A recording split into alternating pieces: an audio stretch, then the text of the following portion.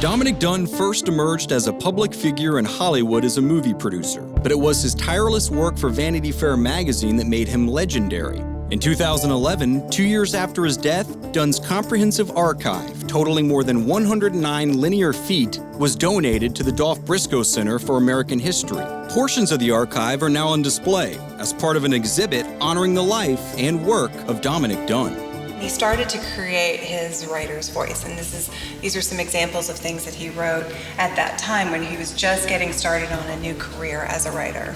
He covered celebrities, he covered the rich and famous, the elite, everyone from Jane Fonda to Jackie Collins to Katharine Hepburn. They're all represented in his papers, but he was probably best known for his coverage of criminal cases. The coverage of criminal cases was deeply personal for him. What inspired him to become a journalist was the murder of his daughter, Dominique.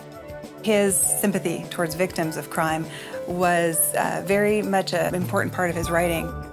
We have all of his reporter's notebooks, all of his trial notes, all of his research files. So we have this progression of him as a writer, not just in each story, but just as an entire career. And I think it's a pretty remarkable personal collection that is very inspirational in that way.